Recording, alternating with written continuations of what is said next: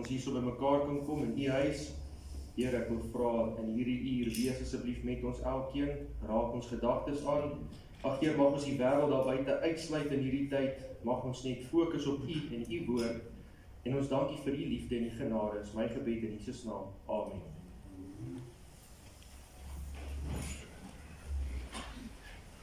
Goeiemôre gemeente. Geseënde Sabbat vir julle. Het is lekker om weer hier so by julle te kan wees. Ek kan nou nie laas die hele vereniging saam gebring nie, maar ek is in elk geval by familie, so dis goed. Ons gedeelteks vanoggend kom uit Johannes 3 vanaf vers 16 tot 18.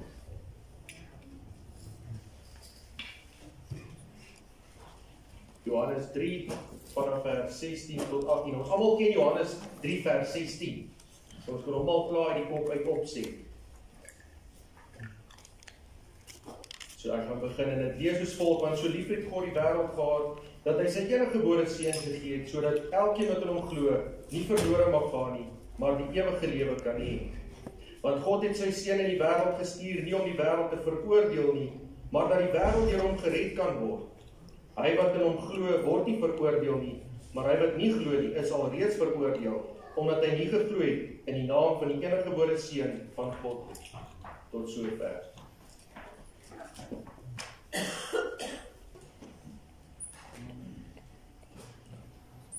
Nou, wanneer ons na ons geheelteks vanoggend kyk, gaan die preek nie direk oor Johannes 3 nie, maar ons gaan net kyk waar Johannes 3 vers 16 tot 18 prakties in iemand in die Bybel se lewe afgespeel het.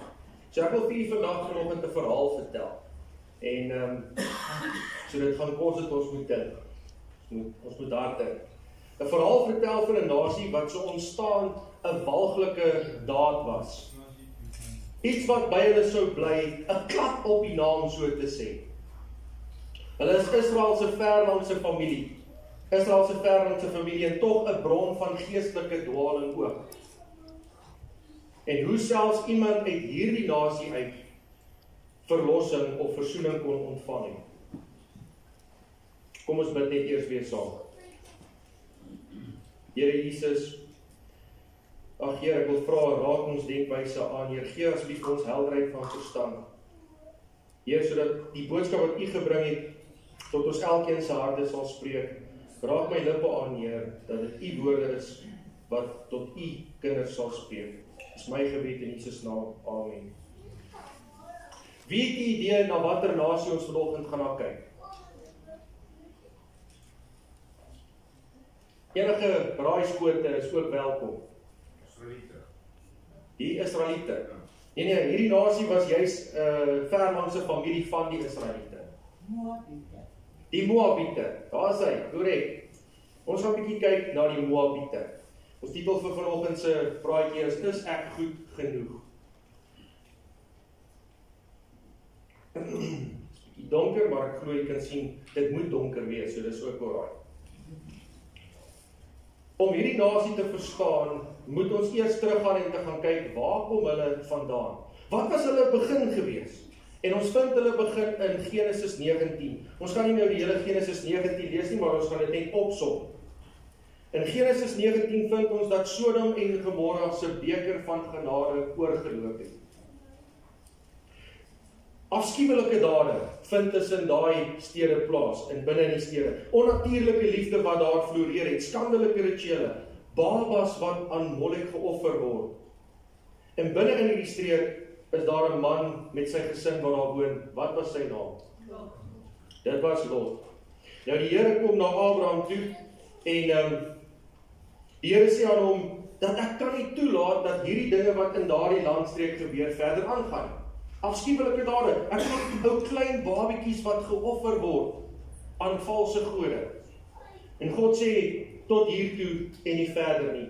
En hy spreek 'n oordeel uit oor Sodom en Gomorra, maar Abraham pleit by die Here en hy vra die Here, ag Here, as daar maar net 10 mense is wat regverdig is, sal U nie tog daardie stede spaar nie. En natuurlik dink hy aan sy bloedverwante Lot wat in daai stede woon.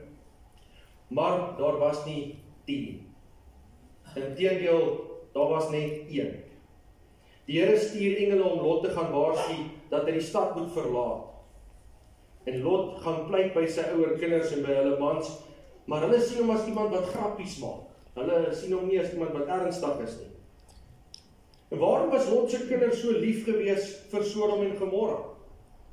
Wat was nou so oulik aan die plek? Wat was nou so smart aan Sodom en Gomorra gewees? Wel, ek het bietjie gaan oplees en hulle sê dat Sodom en Gomorra was eintlik 'n baie pragtige area.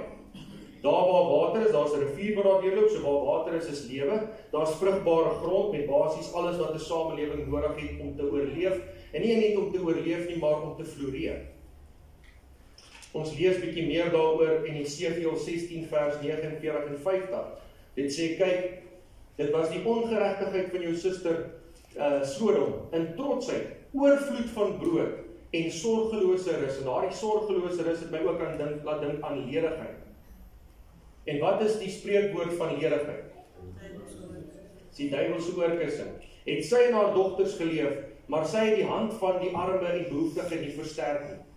En toe hulle hoogmoedig was en gruwelikheid voor my aangesig bedryf het, toe ek dit sien, hulle weggeruim.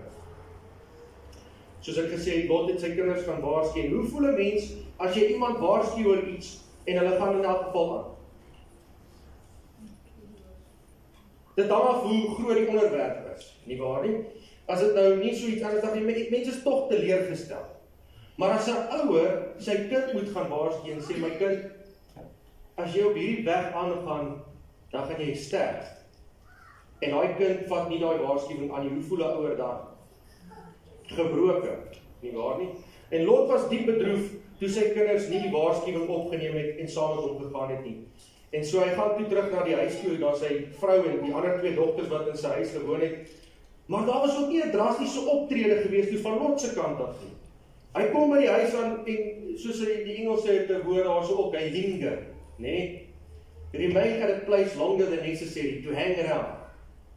Ek het 'n baie mooi Afrikaanse spreekwoord gesien wat vir my nogals oulik is. Dit sê, van staan en gaan kom niks gedaan. So hy staan net 'n bietjie daar en skop die stof rond. En moet ek nou gaan, moet ek nie gaan nie. En dit kom op 'n plek waar die engele hulle by die hand moes gryp en gesê het, kom, laat ons uit hierdie stad uitgaan. En hulle trek hulle tot by die buitekant. En aan die buite van die stad sê die engel vir hom, vlug vir jou lewe. Vlug vir jou lewe. Het Lot toe dadelik gevlug? Nee. Hy staan nie eens in onderhandel met die engel. Hy sê toe vir hom, nee, maar kan ek nie net asseblief na Swaar toe gaan nie? Dis nie 'n ou dorpie, klein dorpie. Die berge is bietjie ver. Nou in hierdie verhaal, soos met baie ander in die Bybel, is daar dieper boodskappe ook vir ons, wat ons aan kan dink. Wat stel Sodom en Gomorra voor in hierdie verhaal? Ek kan nie hoor nie. Sonde, ja, dit stel sonde voor. En wat stel Lot en sy gesin voor? Ons almal wat in sonde was, wat deur genade uit sonde gered word. Maar wat gebeur as ons uit sonde uit gered word, maar ons bly by sonde se deur staan? Dit gee ons die geleentheid om weer in versoeking te kom. En dan kan ons dalk weer val. Lot se vrou draai om en verander in 'n soutpilaar. En ons kan nie help as om te dink dat dinge anders kon gewees het as Lot sy dadelik op die Engelse woord gereageer het deur sy gesin te vat by die hande en te gesê het, let's go. Nee, ons kyk nie voor agter ons nie, ons gaan vorentoe en ons hardloop na die berge toe in plaas van om eers met die engel te staan en te onderhandel. En vir die paas hier vanoggend is daar nog dinge in ons huise wat ons toelaat wat verkeerd is, maar ons probeer nog daaroor onderhandel. Of neem ons die gesinne wat God aan ons toevertrou het en vlug van sonde af weg.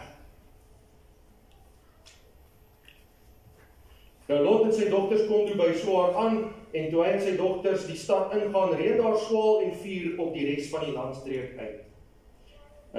John, ons kan maar kyk of hy speel hierson.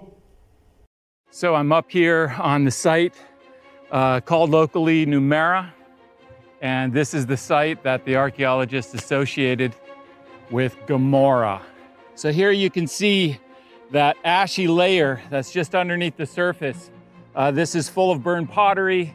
It's full of the fragments of human bones. The question is what evidence is there of this burning sulfur that rained down? Well, it seems that the culprit are these sulfur balls that are also found in this area.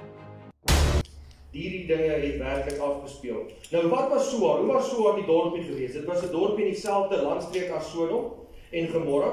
En dus was dit ook vol van dieselfde booshede as wat die stede gehad het. Met die resultaat dat Lot bang was om verder daar te bly en toe trek hy in elk geval waartoe? Pik na die berge toe. Hy gaan toe in elk geval na die bergreekse toe.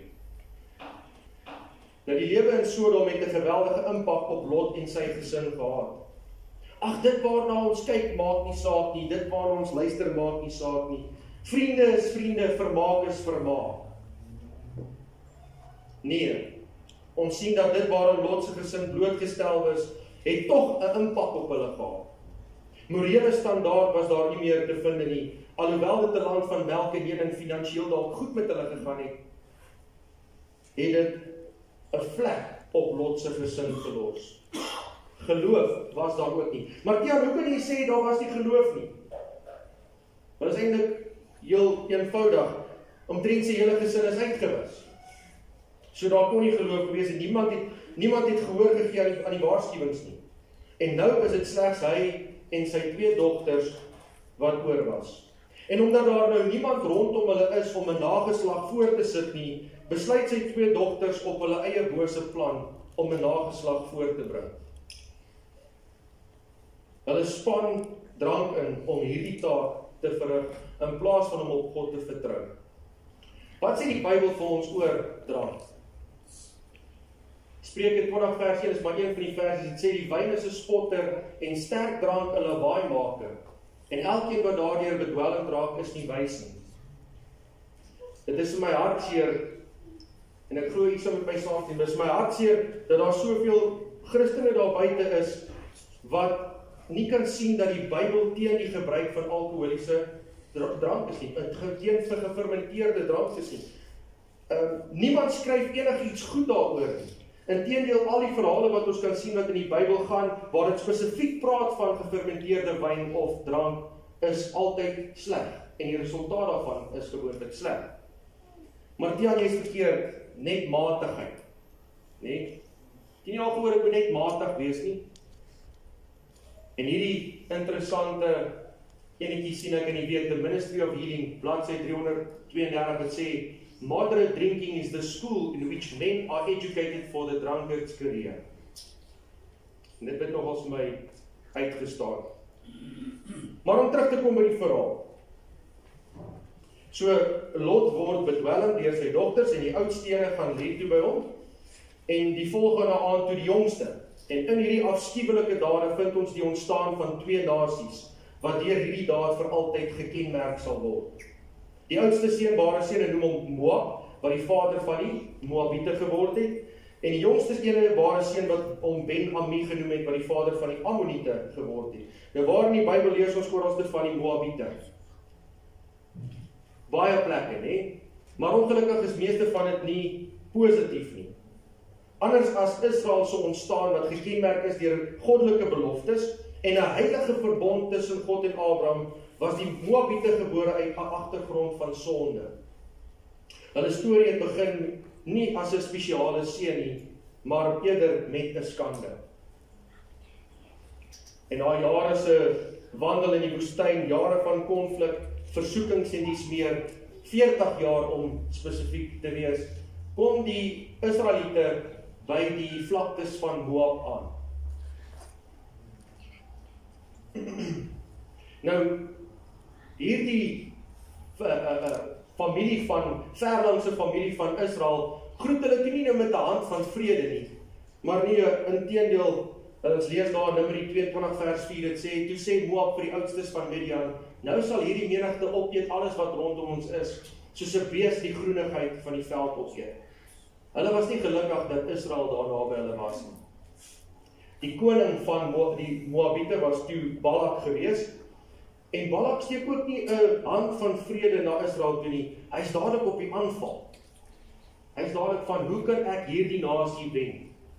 Maar hy weet ook, dat hy nie 'n kans gestaan met 'n fisiese oorlog nie. Want net voordat die Israeliete daar aangekom het, het hulle reeds vir die Ammoniete verslaan, en die Ammoniete was sterker as die Moabiete gewees, want hulle het hulle ook uit die landstreek verdryf. En wat span hy toe in? Wie kan ietsie van hierdie verhaal onthou? Jy moet daarom redelik wees. Wat gebeur toe volgende? Hy gebruik toe 'n ander manier van oorlog. Geestelike oorlogvoering deur vervloeking. Hy kry hierdie man uit. Hier is nou maar net 'n voorbeeld, dis ou Biljam, die profeet. Hierdie sogenaamde profeet om vir Israel te kom vervloek. Nou Biljam was 'n interessante karakter geweest, maar ongelukkig gaan ons nou nie te diep in sy verhaal vanoggend kan ingaan nie. Maar dink jy Biljam moes geweet het dat die Israeliete is 'n geseënde nasie? Definitief, sonder twyfel. Die stories van die Israeliete was al oralste versprei gewees, vanaf Jericho, almal het geweet hoe God hulle beskerm het. Hulle het sterker nasies as hulle vinnig van kant gemaak deur die Here se hulp. Maar tog besluit Biljam, hy sal maar eers die Here gaan raadpleeg, amper asof hy wil goedkeuring kry dit wat hy in elk geval wil doen. En dit laat my baie keer aan myself ook dink, ons moet pas op daarvoor. En hy gaan toe op die ou en saam, en Balak neem toe vir Biljam op 3 hoogtes. In plaas dat Balak hoor hoe Biljam hulle vervloek, die Israeliete vervloek, spreek hy slegs seëninge op hulle uit. 'n Klap in Balak se gesig en 'n massiewe vernedering. En terwyl hierdie geestelike stryd, hierdie groot vreeslike stryd daar op die toppe besig is, het dit by my iets laat opkom, was Israel met enigiets van hierdie, het hulle enigiets daarvan geweet, was hulle bewus daarvan? Was hulle bewus van hierdie geestelike stryd wat op die bergtoppe aangegaan het? Hulle is nog besig daaronder om tentpenne in te slaan en kos te maak en hulle daaglikse gang te gaan, min wetend dat God hulle beskerm. Geestelik, daar's 'n stryd, 'n geestelike stryd daarbo aan die gang, en God bewaar hulle. As ons maar net weet hoe die Here ons op 'n daaglikse basis beskerm in ons lewens, teen 'n geestelike stryd wat ons nie altyd met die oog kan sien nie, dan dink ek ons sal die Here benader met 'n baie meer met danksegging in ons gebede. Nou plan B was baie erger as plan A. Sien, Biljam kon wel nie vir Israel vervloek nie, maar die geldjies het hom tog oorreed om vir Balak 'n bietjie raad te gee. Hy sê vir hom, as jy nie vir Israel met 'n fisiese oorlog kan oorwin nie, of hulle vervloek nie, stuur jou mooiste vroue onder die kinders van Israel in en bring hulle in versoeking. En wat hy basies vir Balak gesê het is, kry die Israeliete van hulle God af, weg. Kry hulle net van hulle God af weg, en so breek jy die beskerming wat God hulle bied. Satan het geen mag teen die beskerming wat God ons bied nie.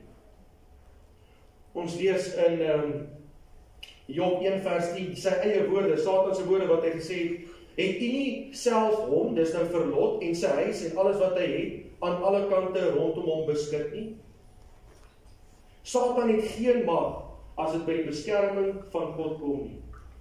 Maar as ons kan kry om net 'n bietjie van daardie beskerming af weg te beweeg. Let wel, wie beweeg weg? Ons het dit vanoggend in die les ook gesê. Ons beweeg weg. God beweeg nooit van ons af weg. As ons net kan kry om bietjie weg te beweeg, dan het hy 'n kans. Nou, die vroue nooi toe die mans van Israel na hulle feeste toe en rituele, godsdienstige vieringe, mooi vrouens natuurlik. En hulle roep die mans, hulle sê, kom, die kos is op die huis. Free Happy Meals, Wacky Wednesdays, kom. Wie hou nie van kos wat verniet is? En net so gee die Israelitiese mans in. En ons lees daarso in Numeri 25, vers 1 tot 3. Toe Israel in Sitem gebly het die volk begin oreer met die dogters van die Moabiete. Die het die volk na hulle offers van hulle gode uitgenooi, en die volk het geëet en hulle neergebuig voor hulle gode. So het Israel hom dan gekoppel aan Baal-Peor, en die toorn van die Here het teen Israel ontvlam. Maar wag net 'n bietjie. Was die Israeliete nie gereed vir oorlog nie? Ek bedoel, voordat hulle by enige een van hierdie ander nasies gekom het, is ek seker, hulle swaarde en hulle spiese en hulle skilde was klaar gereed vir oorlog. So wat gaan hier aan? En dit laat my dink, hoeveel Christene vandag is op die uitkyk vir die laaste gebeure? Wetgewings wat inkom, wat koop en verkoop gaan wegvat van Gods kinders af. Die merk van die dier. Maar die duiwel weet, ek gaan nie vir oom Johan kan vang met iets wat hy al klaar op die uitkyk voor is nie. Ek kan nie met iets reguit kom nie. Maar as ek vir oom Johan kan kry om net 'n klein toegewing op die morele standaard te maak. Enigiets. Die kleinste toegewing op morele standaard is goed genoeg. Iets wat hy nie verwag dalk nie. En dan kan ek 'n gapingkie kry om in te kom. Geestelike oorlog is gevaarliker as 'n fisiese oorlog. Die resultaat in Numeri 25 vers 9 is ons 24,000 het deur die plaag gesterf. Dit wat Balak nie deur die fisiese oorlog kon verkry nie, het hy deur 'n geestelike oorlog verkry. Hierdie episode was nie net 'n donker hoofstuk van die verlede nie, maar dit het 'n waarheid openbaar dat Israel se grootste vyand nie altyd van buite af gekom het nie. Nie daar was met swaarde en spiese nie, maar gereeld eerder onder die vaandel gekom het van plesier. Gekleed met verleiding en vasgevang in kultuur of tradisies. En as gevolg hiervan het die Moabiete meer as net 'n militêre gevaar geword. Hulle het as te ware 'n simbool geword van geestelike gevaar vir die Israeliete. En daar sien wie se invloed die Israeliete weg van hulle God kan neem en hulle na totale vernietiging toe kan lei. Slaap die Here? God slaap nie. In antwoord hierop was daar 'n baie ernstige bevel gegee. Die aksies van die Moabiete, die poging om Israel te vervloek, tot die sukses om hulle geestelik te verderf by Baal-Peor het nie ongesiens deur God verbygegaan nie. 'n Wet word gegee, 'n baie nodige wet, wat 'n duidelike, kragtige grens tussen Moab en Israel gevorm het. En ons kry dit in Deuteronomium 23 vers 3. Geen Ammoniet of Moabiet mag in die vergadering van die Here kom nie. Selfs hulle 10de geslag mag nooit in die vergadering van die Here kom nie. Hierdie was nie net 'n sosiale of rituele beperking nie, maar 'n totale uitsluiting uit die hart van Israel se geestelike lewe. 'n Moabiet mag nie by die tempel kom nie. 'n nodige wet om Israel van toekomstige verleiding te beskerm, glad nie 'n wraaksugtige gebod van God af nie. Maar hoe sou dit vir ons as die mens klink? Vir die mense dit klink dat die lot van die Moabiete geseël is. Onthou, ons kyk na hierdie nasie vanoggend. Die lot van hulle is geseël, 'n nasie met 'n oorsprong deurdrenk in sonde, 'n geskiedenis van verraad en nou 'n ewige dekreet van uitsluiting van die vergadering van die Here. Ons titel vanoggend is ek goed genoeg? Uit die mense perspektief was dit die einde vir die pad van die Moabiete gewees. Die deur tot die Here lyk gesluit. Rekonsiliasie lyk onmoontlik. Maar God is nooit beperk tot hoe donker dinge vir ons lyk nie. Ja, sy geregtigheid is 'n werklikheid, maar sy genade is selfs groter.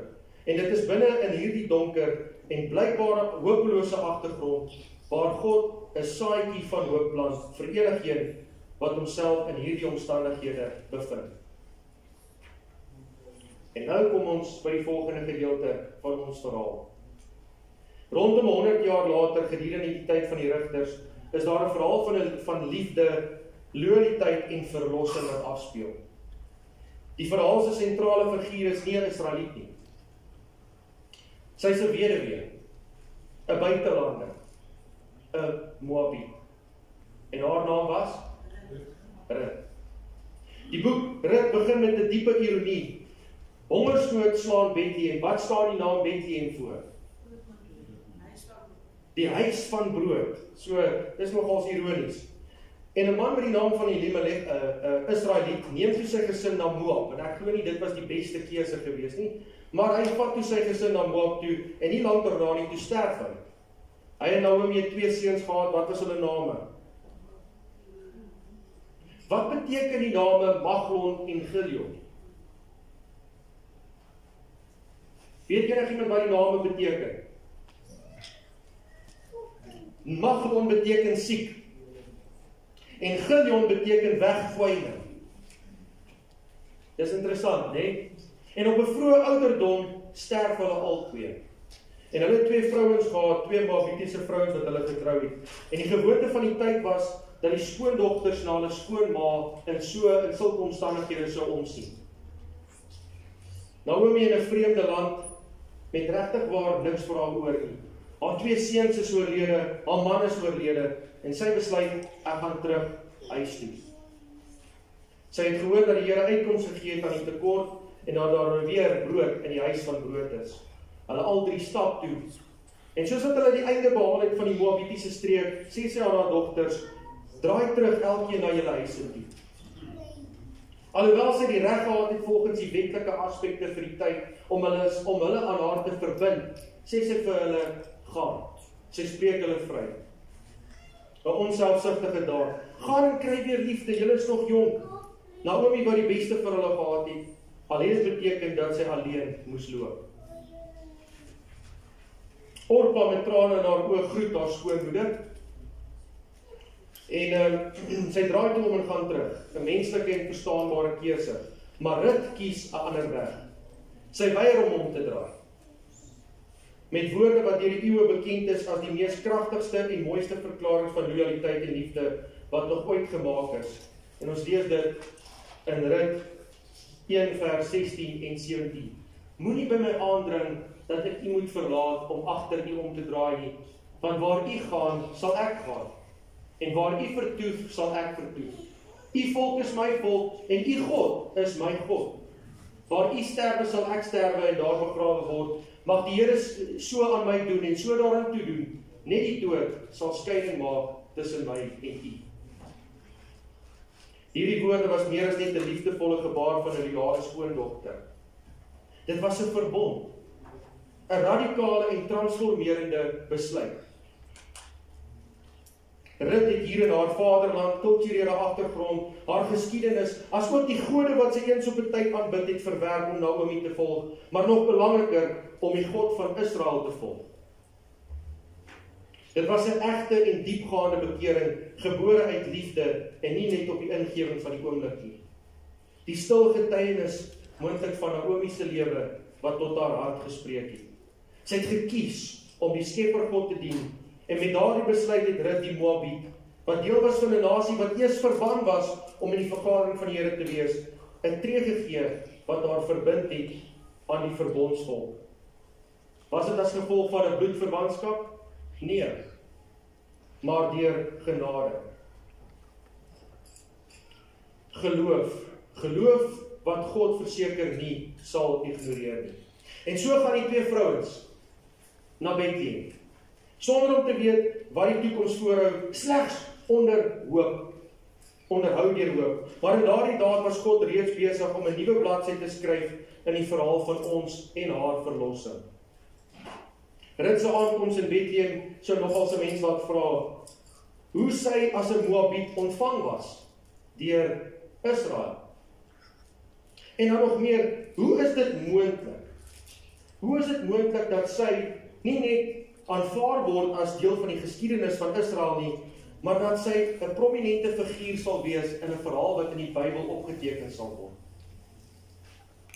Die antwoord op hierdie vraag, hoe is dit moontlik, is genade. Net genade. Sien, die wet waarvoor ons gelees het in Deuteronomium 23 was 'n nodige grens, 'n beskermende heining teen die verwoestende invloed van 'n heidense nasie. Maar dit was nooit bedoel om enige een te seël, 'n ewige seël te wees van persoonlike verdoemenis nie. Die God van die Bybel was nog altyd van die begin af 'n God wat na die hart kyk. En Rut se hart was anderste as die van haar voorvaders. Met haar aankoms in Bethlehem het haar nederigheid, harde werk en onwankelbare loyaliteit die aandag van 'n man getrek met die naam Boas. 'n bloedverwant van Naomi, en volgens die tradisies van Israel, iemand wat 'n spesiale rol kon vervul. Wat was daardie rol? Die losser. Nou, die losser is 'n heilige verantwoordelikheid om die familie te beskerm in tye van krisis, herwinning van verlore grond, en om die naam van die afgestorwe bloedverwant te herstel deur met die weduwee te trou. Boas het vir Rut gesien, maar nie net die uiterlike nie. Hy sien haar geloof, haar moed, haar waardigheid en kies om haar losser te wees. En met hierdie daad het die verhaal 'n wonderlike draai geneem. Rut, die bywoner, word 'n wettige en gerespekteerde vrou en deel van die kinders van Israel. Hierdie is meer as net 'n pragtige liefdesverhaal. Hierdie is 'n kragtige gelykenis. Rut verteenwoordig wie? Ons almal. Bywoners, heidene, gebroke mense sonder enige aanspraak op geestelike erfenis, gemerk deur geskiedenis moontlik ver van God af. En Boas verteenwoordig Jesus, ons losser, wie ons sien, ons kies, ons red, en ons tot hom verbind deur 'n verbond van liefde en verlossing. Net soos wat Rut deel geword het van God se familie, word ons elkeen verwelkom. Nie deur verdienste nie, maar deur geloof. Die finale en mees verbasendste bewys van die belangrikheid en aanvaarding van Rut vind ons nie net in die Ou Testament nie, maar dit weergalm deur die eeue, en ons vind dit heel aan die begin van die Nuwe Testament in Matteus. En iets wat eers as mens daarna kyk, op die eerste oogopslag net 'n bietjie droog is. Wie van ons sê, man, ek gaan vandag bietjie net hierdie geslagsregisters lees? Nee, ons gaan gewoonlik baie keer vinnig net daaroor, nee. Maar hier is 'n, as mens bietjie in diepte daarna kyk, is daar iets eintlik baie mooi daarin vasgevat. Hier is in die versigtige, neergepende geslagsregister van die Messias, tussen die patriarge, die rigters en die profete, en vir die konings, vind ons iets verbaas in die naam van 4 vroue. En een van daardie vroue, se naam is Rut. Hierdie fyn besonderhede is nie per toeval daarin nie. Vroue was nie in die algemene geslagsregister opgeskryf nie. Die melding van 'n vrou se naam van 'n eens verbode volk is 'n kragtige teologiese verklaring. Die Here se plan van verlossing was nooit beperk tot een nasie, maar het nog altyd almal ingesluit. Rut se geloof, gebore deur tragedies, uitgeleef in loyaliteit en nederigheid, was so opreg dat God nie haar net slegs aangeneem het nie, maar dat hy haar so te sê in die middel van die verlossingsplan geplaas het. En dit is asof die Here gesê het, ja, ek ken Lot se verlede, Rut se verlede. Ja, ek ken die begin van haar nasie, ek ken daai nasie. Maar belangriker, ek ken 'n opregte hart. En so kom ons by die einde van ons verhaal van Moab. 'n nasie gebore in donker, wat trots geword het, agter vreemde gode aangeloop het, wat probeer het om die volk van God te vervloek en te verlei, en daarvoor verban was uit die vergadering van die Here deur 'n nodige wet. Maar in die middel van hierdie gebroke geslag het God 'n vrou gekies. Nie 'n koningin of 'n prinses of 'n profetes nie, maar 'n weduwee. 'n arm bywoner, so te sê onsigbaar deur die wêreld. Om te wys dat die verlede nie hoef die toekoms te definieer wanneer God intree nie. 'n daad van wat in 'n grot begaan is, wat ons daar gesien het, die daad van die grot, wat mense gesê het dat geblyk het om hierdie nasie te kenmerk as die resultaat vir sonde vir altyd, was verpletter toe een van sy afstammelinge in 'n havermoutland onder die vroegoggendson meer as net graan versamel het, maar verlossing gevind het. En so 'n paar generasies later sou daar deur haar afstammelinge die ware lig van die wêreld gekom het, Jesus Christus. Die verhaal wys aan ons, en ek wil hê jy moet graag oplet. Hierdie verhaal wys vir ons dat God nie na landsvlagte, etniese agtergrond of familiegeskiedenis kyk nie. maar na harte kyk. Harte wat tot hom in opregtheid bekeer. Geen grens of muur is sterk genoeg om sy genade te keer om hierdie harte aan te raak en te verander nie. God veroordeel nie volke as gesighlose massas nie, maar sien elke individu raak. Sy genade is persoonlik en altyd beskikbaar vir elkeen wat hom waarlik soek. Maak nie saak waar hulle vandaan kom of wat hulle geskiedenis mag wees nie. Johannes 3 vers 16 tot 18. Want so lief het God die wêreld gehad dat hy sy enige gebore seun gegee het, sodat elkeen wat in hom glo nie verlore mag gaan nie, maar die ewige lewe kan hê. Want God het sy seun in die wêreld gestuur nie om die wêreld te veroordeel nie, maar dat die wêreld deur hom gered kan word. Hy wat in hom glo word nie veroordeel nie, maar hy wat nie glo nie, is al reeds veroordeel, omdat hy nie geglo het in die naam van die enige gebore seun van God nie. Miskien is daar vanoggend iemand hier wat voel dat my verlede te sleg is. My geskiedenis, of dit wat ek net selfs in hierdie week gedoen het, maak dat ek nie goed genoeg is om na God toe te kan kom nie. Mag die verhaal vanoggend wat ons na gekyk het, ons elkeen se harte spreek, dat ons kan besef, die Here het sy bloed vir ons gestort, nie omdat ons goed genoeg is nie, maar omdat hy ons lief het. Deur genade word ons gered deur Jesus Christus ons verlosser. Amen. Ja, Heer, U is vir U kinders so goed. Amen. Heer, ons kan die naam net loof en prys, Heer, waar ons kan sien in hierdie verhaal wat U aan ons gegee het, die verhaal van die Moabiete tot by Rut. Heer, dat U nie na agtergrond kyk, na etniese agtergrond of na die kleur van 'n landsvlag nie, Heer, of na ons geskiedenis nie, maar dat U opregte harte sien wat tot U bekeer, wat na U roep in geloof. Heer, dankie dat ons weet, ons word deur genade gered, nie omdat ons goed is nie, Heer, maar omdat U goed is. Dankie vir U liefde. Heer, ek wil vra, help ons om dit elke dag te besef, dat ons U nodig het in ons lewens. Dis my gebed in Jesus naam. Amen.